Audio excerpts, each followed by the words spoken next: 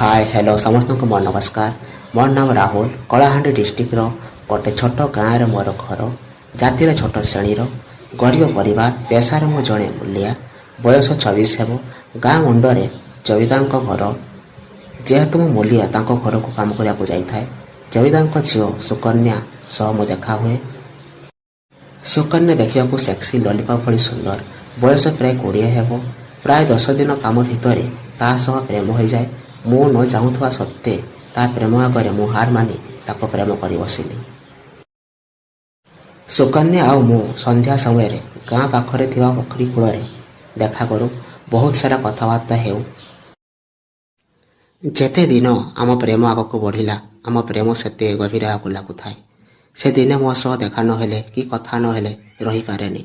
आ मु भी ताको न देखले रही पारेनी। ता आखि हरिणी परी आखि, चंद्र परी मुख, ओठ गोलापी पाकुड़ा परी, छातीर साइज 32 हेब। बलई मालका बेलून देखी मो मनरे अद्भुत शिहरण खेली जाउथाए। इच्छा होउथाए ताको कुंडाई कूଳରେ बसाई निथम रोमांस କରିଥାନ୍ତି। କିନ୍ତୁ ମୋତେ ଡର ଲାଗୁଥାଏ କାଳେ ମୋ ଛୁଇଁବା ତାକୁ ଭଲ ଲାଗିବ କି ନାହିଁ। ସେ ଜଣେ ଜମିଦାର ଘରର ଝିଅ, ପୁଣି ବଡ଼ କାଷ୍ଟ। ସେଥିପାଇଁ କେବେ ବି ମୁଁ ତାକୁ ଛୁଇଁବାକୁ ଚାହୁଁନଥିଲି। ଗୋଟେ ଦିନ କ'ଣ ହେଇଛି ନା, ମୁଁ କାମରେ ଦୂର ଗାଁକୁ ଯାଇଛି। ସେଦିନ କାମ ସରୁ ସରୁ ବହୁତ ଲେଟ୍ ହୋଇଯାଇଥାଏ। ସନ୍ଧ୍ୟା ସମୟରେ ସୁକନ୍ୟା ସହ ଦେଖା ହୋଇ ନ ପାରିଥାଏ କି କଥା ମଧ୍ୟ ହୋଇପାରିନଥାଏ। ଫୋନ୍ ଚାର୍ଜ ସରିଯାଇଥାଏ, ସୁଇଚ୍ ଅଫ୍ ଫୋନ୍ ହେଇଥାଏ।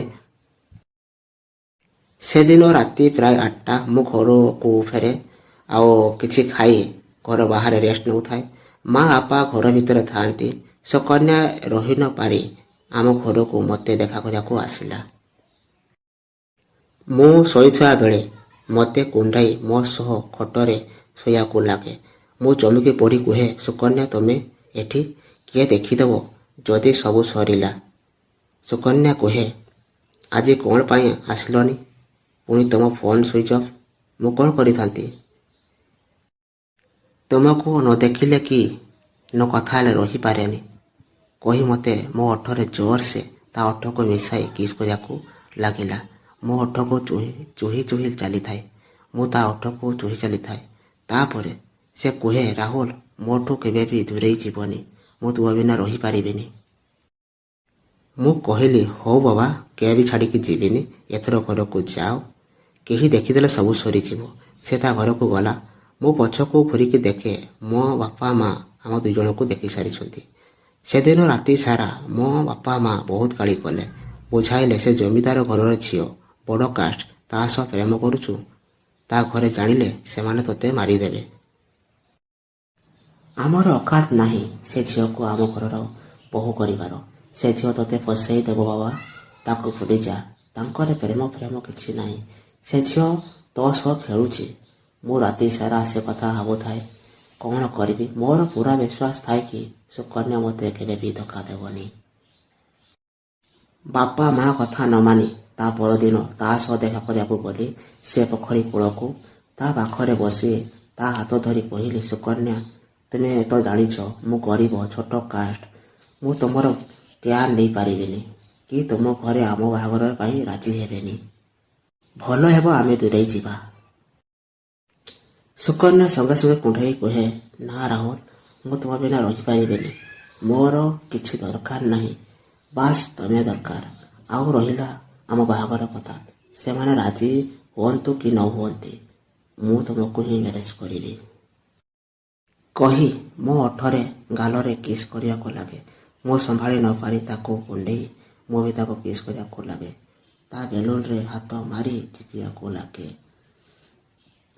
ସେ ମୋତେ ଜୋରରେ କୁଣ୍ଡାଇଥାଏ। ମୁଁ ତାକୁ ତଳେ ଶୁଆଇ ତା ସାର୍ଟକୁ ଟେକି ତା ବେଲୁନ ଭଳି ଦୁଧକୁ ଚୁହିବାକୁ ଲାଗେ। ଆଉ ସେଦିନ ଭଲ ଭରି ଆମେ ରୋମାନ୍ସ କଲୁ। ଏମିତି ଆମ ପ୍ରେମ ଗଭୀର ହେବାକୁ ଲାଗିଲା। ଆମେ ପରସ୍ପରକୁ କଥା ଦେଲୁ କି ଆମେ କେବେ ବି କାହାଠାରୁ ଦୂରେଇ ଯିବାନି।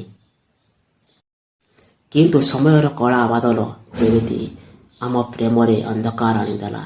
ଫୁଲ ଫୁଟିଲେ ଯେମିତି ବାସ୍ନା ସବୁଆଡ଼େ ଖେଳିଯାଏ, ସେମିତି ଆମ ପ୍ରେମର ବିଷୟ ଗାଁରେ ଖେଳି ଯାଉଥାଏ। ଆମ ପ୍ରେମ କଥା ଯାଇ ଜମିଦାର ସୁକନ୍ୟାର ବାପା ଏବଂ ତାଙ୍କ ଭାଇ କାନରେ ପଡ଼ିଲା।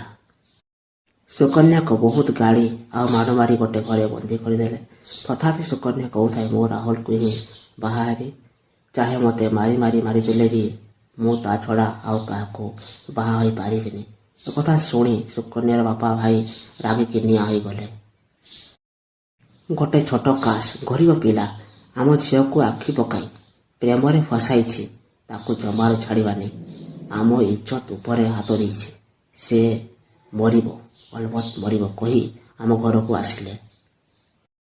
ମୁଁ ଘର ଭିତରେ ଶୋଇଥାଏ। ଘର ଭିତରକୁ ପଶି ଆସି ମୋତେ ନିଥୁମ ମାଡ଼ ମାରିଲେ ଆଉ କହିଲେ, ବାମନ ହୋଇ ଚାନ୍ଦକୁ ହାତ ବଢ଼ଉଛୁ, ମରିବୁ ତୁ ଯଦି ତାକୁ ନ ଭୁଲିବୁ। ବାପା ମା ବହୁତ ରିକ୍ୱେଷ୍ଟ କଲା ପରେ ସେମାନେ ମୋତେ ଛାଡ଼ିଦେଲେ। ସେମାନେ ଚାଲିଗଲେ ଆମ ଘରୁ। ତାପରେ ମୋ ବାପା ମା ମୋତେ ବୁଝାଇଲେ, ଦେଖ ସେ ଝିଅ କାହିଁ କିଛି କରିଲା, ସେମାନେ ବଡ଼ ଲୋକ ବାବା, ତାଙ୍କ ସାଙ୍ଗରେ ଲାଗନି, ତାକୁ ଭୁଲିଯା। ଏମିତି କିଛି ଦିନ ବିତିଗଲା। ସୁକନ୍ୟାର ଦେଖା ନାହିଁ କି କଥାବାର୍ତ୍ତା ନାହିଁ। ଶୁଣିବାକୁ ପାଇଲି ତାର ବାହାଘର ଆଉ କେଉଁଠି ସ୍ଥିର ହୋଇସାରିଛି। ମନ ମୋର ପୁରା ଦୁଃଖିତ ଥାଏ। ରାତିରେ ସୁକନ୍ୟାର କଲ୍ ଆସେ। ମୁଁ ତରବରରେ କଲ୍ ରିସିଭ୍ କରି ସୁକନ୍ୟା କେମିତି ଅଛ କୁହେ। ସେ କହିଲା, ଶୁଣ ରାହୁଲ, ମୋର ବାହାଘର ଆଉ କେଉଁଠି ସ୍ଥିର ହୋଇସାରିଛି ରାହୁଲ। ମୁଁ ଚାହିଁଲେ ବି କିଛି କରିପାରୁନି। ମୁଁ ଯଦି ବାହାଘର ରାଜି ନ ହୁଏ ତେବେ ମୋ ବାପା ଭାଇ ତୁମକୁ ମାରିଦେବେ। ତେଣୁ ମୋତେ କ୍ଷମା କରିଦିଅ ରାହୁଲ। ଶେଷ କଥା ମୋର ରଖିବ। ମୁଁ ତୁମକୁ ବହୁତ ଭଲ ପାଏ। ମୁଁ ତୁମ ଛଡ଼ା ଆଉ କାହାରିକୁ ହଜବେଣ୍ଡ ଭାବରେ ଗ୍ରହଣ କରିପାରିବିନି। ମୋ ମନ ତୁମକୁ ଦେଇଛି ଆଉ ମୋ ଦେହ ବି ତୁମକୁ ଫାଷ୍ଟ ଦେବି। ପ୍ଲିଜ୍ ଆସ ଆଜି ମୋ ମନ ଆଉ ମୋ ଦେହର ସୁଖକୁ ମେଣ୍ଟାଅ ରାହୁଲ। ମୋର ରିଏଲ୍ ନହେଲେ ବି ତୁମର ଛୁଆଁ, ତୁମର ଘିଆ ଖାଇ ମୁଁ ଜୀବନ ସାରା ତୁମକୁ ହଜବେଣ୍ଡ ଭାବରେ ଭାବିକି କଟାଇ ଦେବି। ଆସ ରାହୁଲ, ଆଜି ରାତି ଆମ ମିଳନର ରାତି ହେବ। ପ୍ଲିଜ୍ ଆସ ରାହୁଲ। ଏକଥା କବାଟ ପାଖରେ ତା ଭାଇ ଶୁଣିପାରି ସୁକନ୍ୟାକୁ ମାଡ଼ ମାରେ ଆଉ କହେ, ଆମ ଘରେ ତୋ ଭଳିଆ ଝିଅକୁ ଜନ୍ମ ଦେଇ ସବୁଠୁ ବଡ଼ ପାପ କରିଛୁ ଆଉ ତୁ ଜନ୍ମ ହୋଇ ଆମର ଇଜ୍ଜତକୁ ନଷ୍ଟ କରିଛୁ। ଏମିତି କହି ମାଡ଼ ମାରି ଚାଲିଥାଏ। ସୁକନ୍ୟାର ମୁଣ୍ଡ ପଛରେ ମାଡ଼ ହୁଏ। ରକ୍ତରେ ଜୁଡ଼ୁବୁଡ଼ୁ ହୋଇ ଯାଇଥାଏ। ସୁକନ୍ୟାର ମୃତ୍ୟୁ ଘଟେ। ଯେତେବେଳେ ସୁକନ୍ୟାର ଭାଇ ଜାଣିପାରେ କି ସୁକନ୍ୟା ଆଉ ଏ ଦୁନିଆରେ ନାହିଁ, ମରିସରିଛି, ସେତେବେଳେ ସୁକନ୍ୟାକୁ ବେଡ଼୍ରେ ଶୁଆଇ ସେ ସେଠାରୁ ଚାଲିଯାଏ। ଠିକ୍ ସେତିକି ବେଳେ ମୁଁ ସୁକନ୍ୟା ଘରକୁ ଆସେ। ତାର ପାଇପ୍ ଦେଇ ତା ରୁମ୍ରେ ପହଞ୍ଚେ। ଦେଖେ ବେଡ଼୍ ଉପରେ ସୁକନ୍ୟା ଶାଢ଼ୀ ପିନ୍ଧିଛି। ଶାଢ଼ୀ ଖୋଲା ହୋଇଥାଏ। ତା ଦୁଧ ସବୁ ଦେଖାଯାଉଥାଏ, ତା ନାହୁଡ଼ି ଦେଖାଯାଉଥାଏ। ମୁଁ ସମ୍ଭାଳି ନ ପାରି ତା ପାଖରେ ଶୋଇଗଲି ଆଉ ତାକୁ ତା ମୁହଁରେ, ତା ଓଠରେ, ଗାଲରେ କିସ୍ କରିବାକୁ ଲାଗିଲି। ମୁଁ ଦେଖିଲି କୌଣସି ରେସ୍ପନ୍ସ କରୁନି ସୁକନ୍ୟା। ତେଣୁ ଭାବିଲି ତାକୁ ଉଠାଇଲି। ଉଠାଇକି ଦେଖେ ମୁଣ୍ଡ ପଛରେ ରକ୍ତ ଜୁଡ଼ୁବୁଡ଼ୁ ହେଇଛି। ସୁକନ୍ୟା ଆଉ ଦୁନିଆରେ ନାହିଁ। ମୁଁ ସମ୍ଭାଳି ନ ପାରି ନିଜକୁ ଚିତ୍କାର କରେ, ଚିହ୍ନିବାକୁ ଲାଗେ ଯେ ସୁକନ୍ୟା ସୁକନ୍ୟା କ'ଣ ହେଲା, ଚିହ୍ନିବାକୁ ଲାଗେ। ଶେଷରେ ଜାଣିକି ପାଇଲି ସୁକନ୍ୟା ଆଉ ଦୁନିଆରେ ନାହାନ୍ତି। ମୁଁ ପୁରା ପାଗଳ ପରି ହୋଇଯାଇଥାଏ। ଶେଷରେ ସୁକନ୍ୟା କଥା ମନେ ପଡ଼େ। ସୁକନ୍ୟା କହିଥିବା କଥାକୁ ପୂରା କରିବା ପାଇଁ ମୁଁ ତା ସହ ସେକ୍ସ କରିବାକୁ ଚାହିଁଲି। ତାର ସବୁ ଇଚ୍ଛାକୁ ପୂରଣ କରିବାକୁ ଚାହିଁଲି। ଯେମିତି ସେ ମୋତେ ଭଲ ପାଉଥିଲା, ତା ମନ ଦେଇଥିଲା, ତା ଦେହ ଦେହକୁ ଚାହୁଁଥିଲା ମୋତେ। ତେଣୁ ମୁଁ ତା ସହିତ ସେକ୍ସ କରିବା ପାଇଁ ରେଡ଼ି ହେଲି। ତାର ମୃତ ଶରୀର ସହ ସେକ୍ସ କରିବା ପାଇଁ ସ୍ଥିର କଲି। ତା ମୃତ ଶରୀରରୁ ତାର ସବୁ କିଛି କାଢ଼ିଦେଲି। ତାର ପ୍ରତ୍ୟେକ ଅଙ୍ଗରେ ମୁଁ କିସ୍ କରିବାକୁ ଲାଗିଲି। ତା ମଠାରେ, ତା ଦୁଇ ବେଲୁନରେ ଚୁମି ଚାଲିଲି, ଚିପି ଚାଲିଲି। ତା ନାହୁଳିରେ ପପି ଦେଇ ଚାଲିଲି। ଗୋଡ଼କୁ ଟେକି ତା ଗୁମ୍ଫାରେ ମୋର ବଡ଼ ନଳୀକୁ, ଗାଜରକୁ ତା ଗୁମ୍ଫାରେ ପୁରାଇ ନିଧୁମ ରାତି ସାରା କେହି ଚାଲିଲି। ସେକ୍ସ କରି ଚାଲିଲି। ମୃତ ଶରୀର ସହିତ ମୁଁ ରାତି ସାରା ସେକ୍ସ କରି ଚାଲିଲି। ମନ ଭରି ସେକ୍ସ କରି ଚାଲିଲି।